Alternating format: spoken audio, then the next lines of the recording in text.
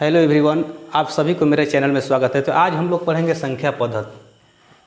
आज हम लोग संख्याओं के बारे में जानेंगे कि कौन कौन सी संख्याएं होती है, इनका कहाँ कहाँ यूज होता है, ठीक है ना। तो संख्या पद्धति में सबसे पहले पढ़ेंगे हम प्राकृतिक संख्या, नेचुरल नंबर, ठीक है ना।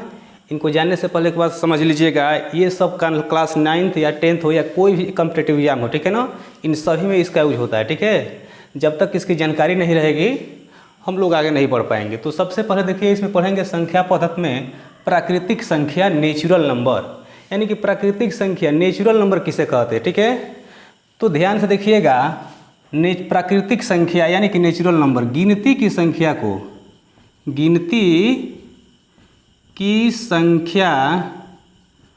को प्राकृतिक संख्या कहते हैं। क्या कहते हैं? प्राकृतिक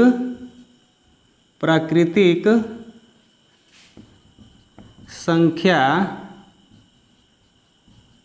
कहते हैं, ठीक है। गिनती की संख्या को प्राकृतिक संख्या कहते हैं। जैसे हम लोग क्लास में बैठे होते हैं या कोई भी चीज़ को गिनना होता है तो सबसे पहले हम क्या करते हैं, उनको गिनते हैं, काउंट करते हैं, ठीक है ना। तो हम कह सकते हैं कि गिनती की संख्या को प्राकृतिक संख्या कहते हैं, ठीक है ना, यानी कि नेचुरल नंबर इसको कहा जाता है। जैसे में एग्जाम्पल में देख लीजिए, एग्जाम्पल में देखेंगे तो कुछ समझ में आएगा। जैसे मान लीजिए कि 1 2 3 4 सो 1 ऐसे ही चला जाएगा अनंत तक, ठीक है ना।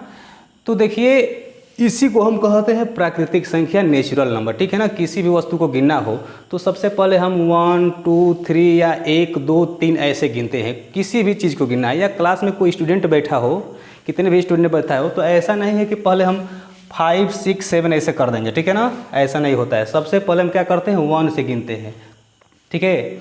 तो इसकी परिभाषा एक और हो सकता है कि ऐसी संख्या जो 1 से क्या हो, शुरू हो, ठीक है ना। ऐसी संख्या जो 1 से शुरू हो और कहाँ तक जाए, अनंत तक चले जाए, ठीक है ना। तो ऐसे संख्याओं को प्राकृतिक संख्या, नेचुरल नंबर कहते हैं, ठीक है। और उसके बाद चलेंगे पूर्ण संख्या। पूर्ण संख्या यानी कि होल नंबर किसे कहते हैं। तो ध्यान से सुनिएगा, प्राकृतिक संख्या में अगर 0 को शामिल कर लिया जाए, ठीक है ना, प्राकृतिक संख्या में यदि 0 को शामिल कर लिया जाए तो उसे पूर्ण संख्या कहते हैं। क्या कहते हैं? पूर्ण संख्या। या कह दें कि यदि कोई संख्या 0 से शुरू हो, क्या हो, 0 से शुरू हो, उसे क्या कहते हैं, पूर्ण संख्या कहते हैं, ठीक है ना। तो थोड़ा इसका डेफिनेशन जानते हैं। वे संख्याएं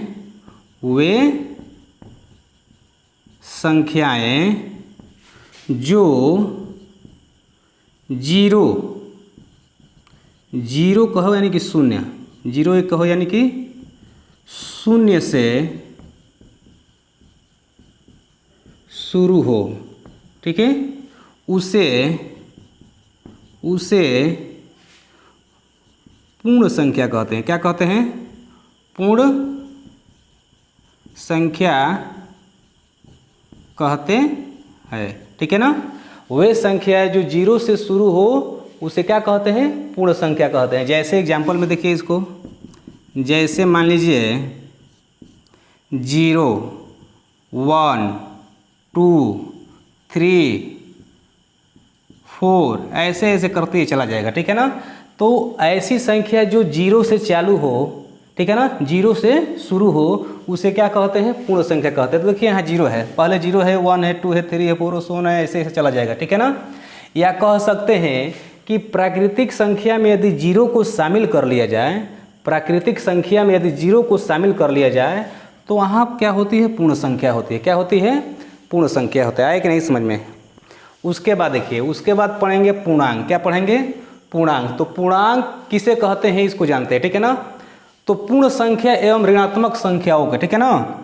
अगर इसका डेफिनेशन लिखना हो तो लिखेंगे पूर्ण संख्या तथा या एवं पूर्ण संख्या एवं ऋणात्मक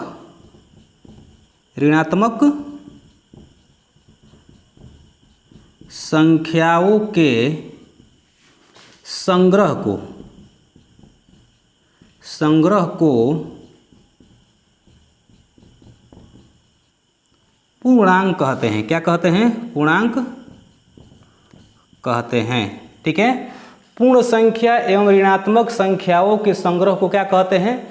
पूर्ण कहते हैं, ठीक है ना। अब जानते हैं कि ये पूर्ण संख्या क्या होती हैं, पूर्णांक क्या होता है। तो पूर्ण संख्या तो अभी हम लोगों ने पढ़ा, ठीक है ना, लेकिन ऋणात्मक क्या होता है उसके बारे में जानते हैं, ठीक है ना। तो जैसे मान लीजिए अगर कह दिया जाए 0 1 2 3 4 ऐसे ऐसे चला जाए, ठीक है ना। और इधर से आइए लेफ्ट साइड में, तो -1 -2 -3 -4 ऐसे ऐसे चले जाइए आप लोग, ठीक है ना। तो देखिए यहाँ हम देख रहे हैं कि इस 0 से इधर की तरफ जा रहे हैं लेफ्ट साइड में, तो हम देख रहे हैं कि यहाँ से सब धनात्मक संख्या जा रही है। क्या जा रही है? धनात्मक, यानी कि पूर्ण संख्या। और 0 से इधर लेफ्ट साइड में आ रहे हैं तो हम देख रहे हैं कि ये ऋणात्मक संख्या है। तो यहाँ से कहिए, यहाँ से ये सब पूर्ण संख्याएँ हो गई और यहाँ से ये सब क्या हो गई, यहाँ से ये हो गई ये ऋणात्मक संख्या है। क्या हो गई?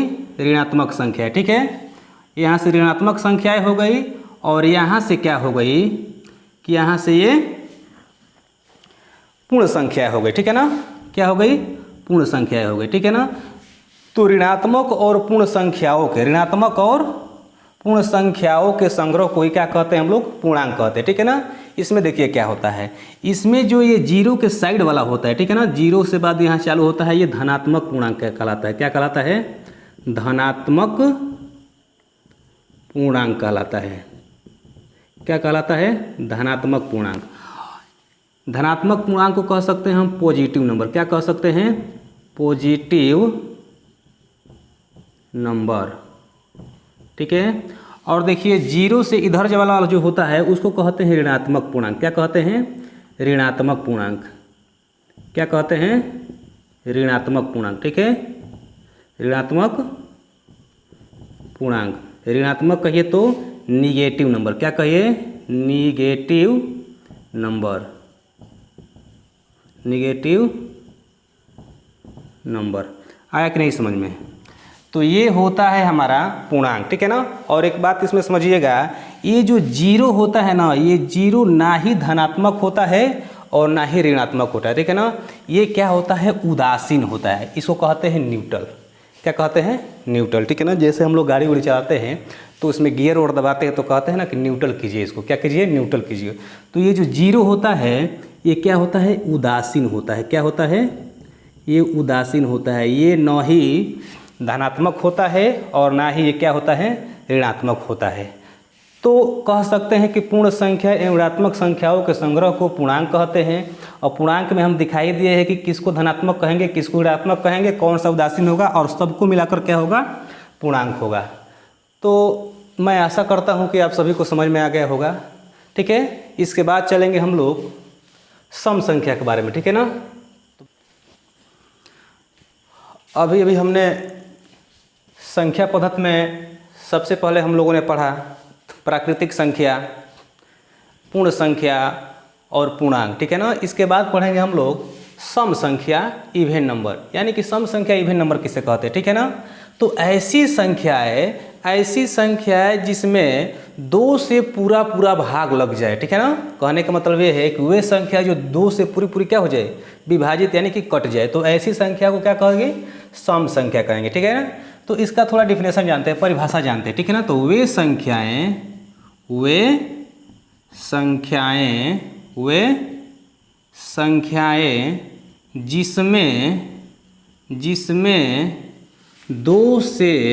जिसमें 2 से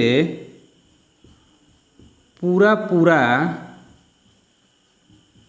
भाग लग जाए, ठीक है। पूरा भाग लग जाए, ठीक है ना, उसे क्या कहेंगे? सम संख्या, यानी कि इवन नंबर कहेंगे, ठीक है ना। इसकी कई डिफिनेशन भी हो सकता है, ठीक है ना। वे संख्याएं जिनमें 2 से पूरा भाग लग जाए, ठीक है ना, 2 से पूरा क्या हो जाए? भाग लग जाए, उसे क्या कहेंगे? सम संख्या कहेंगे। या कह सकते हैं कि ऐसी संख्याएं जो 2 से क्या हो? पूर्णतः विभक्त हो जाए, यानी कि विभाजित हो जाए, कट जाए, ठीक है ना। तो ऐसी संख्याओं को हम क्या कहेंगे? सम संख्या कहेंगे। जैसे देखिए एग्जाम्पल में देखेंगे समझ में आ जाएगा, ठीक है।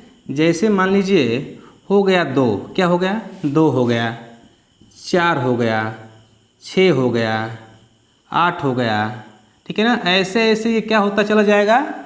2 4 6 8 10 12 14 16 18 20 22 24 ऐसे चला जाएगा, ठीक है ना। यानी कि 2 से एक बीच लगा कर आएगा जो संख्या, वो संख्या क्या होगी, सम संख्या होगी।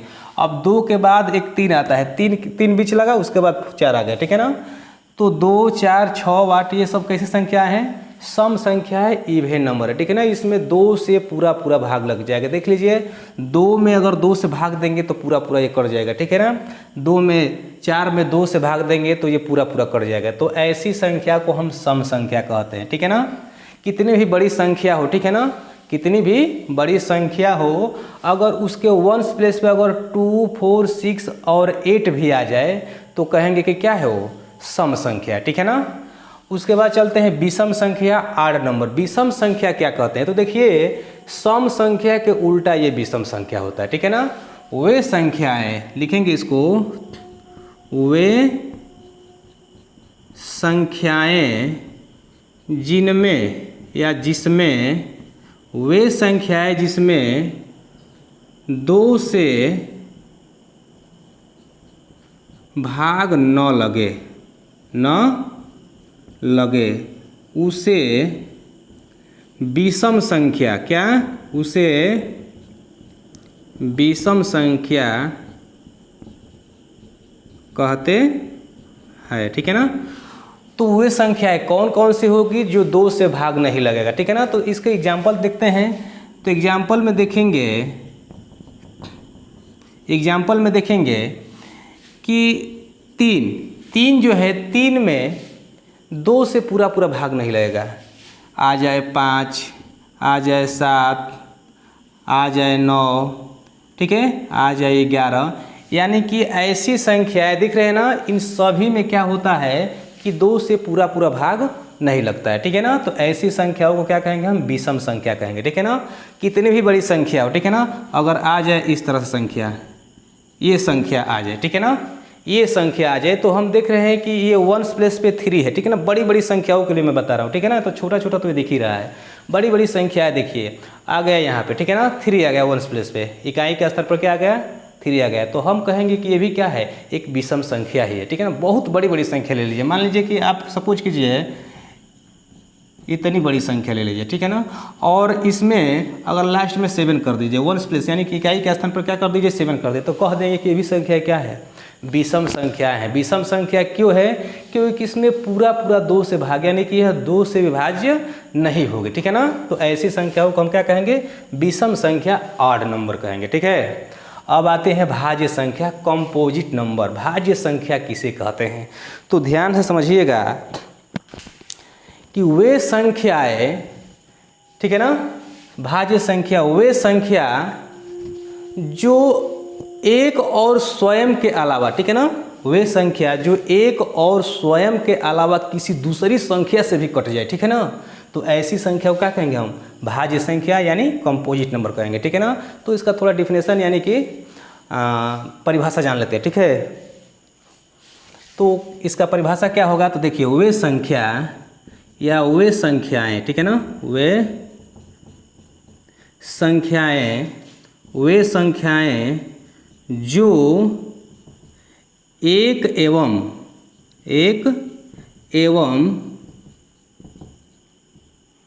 स्वयं के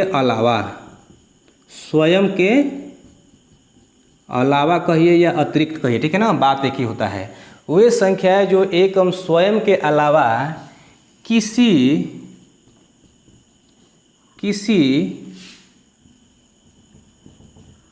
अन्य संख्या से कट जाए, ठीक है ना, कट या कह सकते हैं कि विभाजित हो जाए, क्या हो जाए, विभाजित हो जाए, ठीक है ना। वे संख्या जो एक एवं स्वयं के अलावा किसी अन्य संख्या से कट यानी विभाजित हो जाए, तो ऐसी संख्या को क्या कहेंगे हम, भाज्य संख्या यानी कि कंपोजिट नंबर कहेंगे, ठीक है ना। अब देखिए इसमें भाज्य संख्याएं क्या क्या हो सकती है, ठीक है ना। तो जैसे में परिभाषा में तो पढ़ लिए हैं, थोड़ा एग्जाम्पल में देख लेते हैं, ठीक है ना। तो जैसे में कह सकते हैं 4, क्या है, 4 हो गया, 6 हो गया, 8 हो गया, 9 हो गया, ठीक है ना, कह सकते हैं 10 हो गया, 12 हो गया, ऐसी ऐसी बहुत सारी संख्याएं हो सकती है, ठीक है ना। अब बताइए कि इसको जानेंगे कैसे कि ये एक और स्वयं के अलावा किसी और से कट रही है। तो किसी भी इसमें से किसी भी संख्या को देख लेते हैं, ठीक है ना। अगर मैं 4 को देख लूँ तो 4 को देख रहा हूँ तो ये 1 से भी कट रहा है। अभी हमने बात किया 1 एवं स्वयं के अलावा, तो 1 से भी कट गया और स्वयं से भी कट जाएगा, ठीक है ना। इसके अलावा देखिए 2 से भी कट रहा है कि नहीं कट रहा है, ये 2 से भी कट रहा है, 1 से भी कटा, स्वयं यानी कि 4 से भी कट गया और इसके बाद भी ये 2 से कटा। किसी भी संख्या को उठाकर लेकर देख लीजिए। अगर कहेंगे कि 10 तो 10 भी देखिए 1 से कट गया, ठीक है ना। कह सकते हैं कि 10 से भी कट गया, कह सकते हैं कि 2 से भी कट गया, कह सकते हैं कि 5 से। देखिए 1 और स्वयं के अलावा और संख्याओं से कट रहा है, ठीक है ना। तो ऐसी संख्याओं को भाज्य संख्या कह सकते हैं, ठीक है, या कहते हैं, ठीक है ना। ऐसी संख्या को क्या कहते हैं, भाज्य संख्या कहते हैं। और इसका डिफिनेशन एक और भी हो सकता है कि वे संख्याएं जिनके कम से कम 3 गुणनखंड हो। कितना हो, 3 गुणनखंड हो, ठीक है ना, 2 नहीं 3 गुणनखंड हो, कम से कम कितना हो, 3 गुणनखंड हो। तो ऐसी संख्याओं को हम भाज्य संख्या कहते हैं, कंपोजिट नंबर कहते हैं। आया कि नहीं समझ में। तो ये हमारी थी सम संख्या, विषम संख्या और भाज्य संख्या, ठीक है ना। इसके बाद आगे चलते हैं, ठीक है। अब हम लोग चलते हैं अभाज्य संख्या, प्राइम नंबर किसे कहते हैं। इससे पहले हम लोग पढ़े भाज्य संख्या, ठीक है ना। ऐसी संख्या है जो एक और स्वयं के अलावा किसी और दूसरी संख्या से कट जाए, उसे भाज्य संख्या कहते हैं।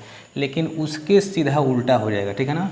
अभाज्य संख्या, प्राइम नंबर, ठीक है ना, वे संख्या, ठीक है ना, वे संख्याएं जो एक एवं स्वयं के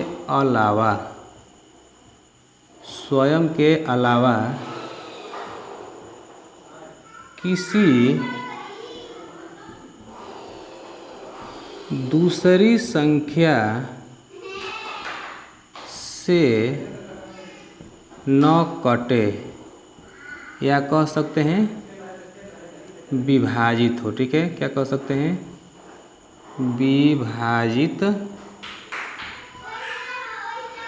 ठीक है ना, हो, उसे क्या कहते हैं, अभाज्य संख्या, प्राइम नंबर कहते हैं, ठीक है ना। क्या कहते हैं, प्राइम नंबर। वो संख्या है जो एक एवं स्वयं के अलावा किसी दूसरी संख्या से न कटे या विभाजित हो, उसे कह सकते हैं क्या, अभाज्य संख्या, प्राइम नंबर, ठीक है ना। इसका एग्जाम्पल थोड़ा देखते हैं। जैसे में कह लीजिए 3, ठीक है ना, 3 हो गया, 5 हो गया, 7 हो गया, ठीक है ना, 9 नहीं, मान लीजिए 11 हो गया, ठीक है ना। तो ऐसी संख्याएं जो है एक और स्वयं के अलावा किसी से नहीं कटेगी। अब देख लीजिए, देखते हैं इसको। मान लीजिए 3 है, 3 को कटाइए तो 1 से कटेगा और 3 से कटेगा। बताइए किसी और संख्या से कटेगा, नहीं कटेगा।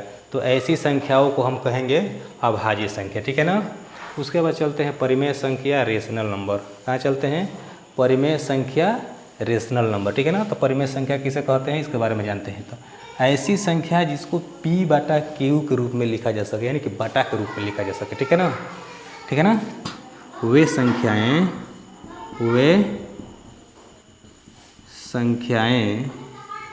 जिसे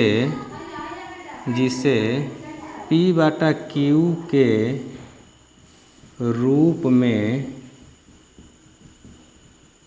लिखा जा सके, ठीक है ना, उसे क्या कहते हैं, परिमेय संख्या, यानी कि रेशनल नंबर कहते हैं, ठीक है ना। आए कि नहीं समझ में। इसमें जहाँ कह सकते हैं, जहाँ P व Q क्या है, दोनों पूर्णांक हो, क्या हो, पूर्णांक हो, तथा P व Q क्या हो, पूर्णांक हो, तथा ये जो Q है नॉट इक्वल टू 0 हो, ठीक है ना।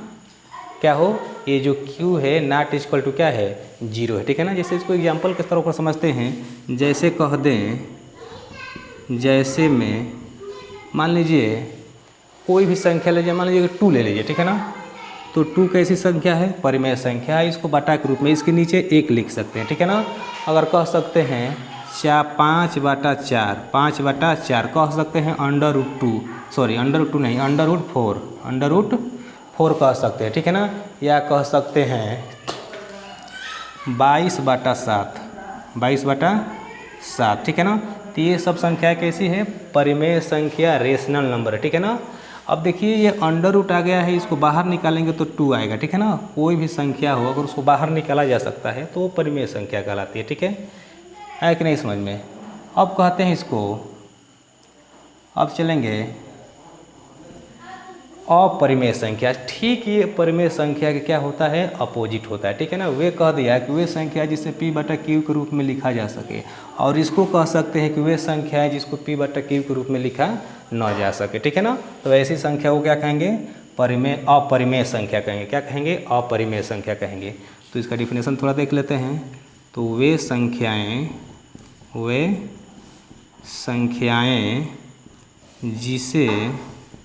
जिसे P/Q के रूप में न लिखा जा सके, ठीक है ना। तो ऐसी संख्याओं को हम क्या कहेंगे? अपरिमेय संख्या कहेंगे। क्या कहेंगे? अपरिमेय संख्या कहेंगे। आया कि नहीं समझ में? ठीक है, तो ऐसी संख्या को क्या कहेंगे? अपरिमेय संख्या, इरेशनल नंबर कहेंगे, ठीक है ना। तो थोड़ा इसका एग्जाम्पल भी देख लेते हैं कि इसका एग्जाम्पल क्या होता है, ठीक है ना। तो जैसे में मान लीजिए √2 कह लीजिए, या कह लीजिए पाई। क्या कह लीजिए? पाई। देखिए पाई, यहाँ देखिए यहाँ हो जा रहा है अपरिमेय संख्या, और पाई का मान जो है 22/2 हो जा रहा है, सॉरी 22/2 लिखे हैं, 22/7, ठीक है ना। 22/7 हो जा रहा है, ठीक है ना। तो इसका मान होता है, लेकिन ये क्या है? अंकों में है और ये अंक में नहीं है, इसीलिए ये क्या है? अपरिमेय संख्या, ठीक है ना। अगर कह लीजिए, मान लीजिए 2.121 हो गया, ठीक है ना, या कह लीजिए 221 हो गया, ठीक है ना, या कह लीजिए, चलिए इसी को मान लेते हैं, ठीक है ना। तो ये होते हैं अपरिमेय संख्या। क्या होती है? अपरिमेय संख्या, ठीक है ना। तो हमने अभाज्य संख्या भी पढ़ा, परिमेय संख्या भी पढ़ा, अपरिमेय संख्या पढ़ा, ठीक है ना। अब चलते हैं वास्तविक संख्या, जो संख्याएं जो हम लोग जानने की इच्छा कर रहे थे, ठीक है ना, वो संख्या अब जानेंगे, ठीक है ना। तो परिमेय संख्या को कहते हैं रियल नंबर। क्या कहते हैं? रियल नंबर, ठीक है ना। तो परिमेय एवं अपरिमेय संख्याओं के, ठीक है ना, इसको कह सकते हैं परिमेय एवं अपरिमेय संख्याओं के, ठीक है ना, परिमेय तथा अपरिमेय संख्याओं के संग्रह को वास्तविक संख्या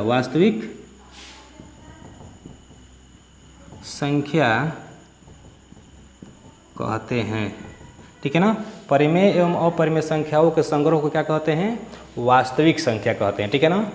और हम जितनी अभी तक संख्याएं पढ़ी, सम संख्या पढ़ा, विषम संख्या पढ़ा, भाज्य पढ़ा, ठीक है ना, ये जितनी भी संख्याएं पढ़ी, परिमेय अपरिमेय पढ़ा, ये सभी क्या है? वास्तविक संख्या है। क्या है? वास्तविक संख्या। देखिए संख्या पद्धति में 2 संख्याएं होती है, एक होती है वास्तविक और दूसरी होती है काल्पनिक, ठीक है ना। तो हम अभी तक जितना पढ़े हैं ये सब वास्तविक संख्या है। क्या है? वास्तविक संख्या। और काल्पनिक संख्याएं जो है क्लास 11th वगैरह में सब मिलता है, ठीक है ना, यहाँ देखने को नहीं मिलेगा, ठीक है ना। 11 जब पढ़ेंगे तो हमको काल्पनिक संख्याएं मिलती है, ठीक है। तो यहाँ हमने देखा वास्तविक संख्या, परिमेय एवं अपरिमेय संख्याओं के संग्रह क्या कहते हैं? वास्तविक संख्या कहते हैं। अब थोड़ा इसको जान जाते हैं कि ये इसका संग्रह क्या होता है। तो जैसे में कह सकते हैं, जैसे में कह दिया जाए 2, या कह दिया जाए 5, या कह दिया जाए √4, या कह दिया जाए √2, या कह दिया जाए पाई, ठीक है ना, या कह दिया जाए 22/7, या कह दिया जाए 2.121221, ठीक है ना। तो इसमें देख रहे हैं कि परिमेय संख्या भी है और अपरिमेय संख्या भी है, ठीक है ना। तो दोनों संख्याएं जब एक जगह मिल गई तो उसे हम क्या कह दिए? वास्तविक संख्या, रियल नंबर कह दिए। तो आई होप कि आप लोगों को समझ में आ गया होगा, ठीक है। तो तो ये होती है हमारी संख्याएं, ठीक है ना, संख्या पद्धत, ठीक है। जितनी भी पढ़े हम लोग क्या पढ़ा, संख्या पद्धत। और संख्या पद्धत में जितनी भी संख्याएं पढ़े ये वास्तविक संख्या के अंडर में आता है, ठीक है ना, है कि नहीं समझ में। तो आशा है कि आप लोगों को समझ में आ गया होगा, ठीक है। तो आज के लिए इतना ही, थैंक्स।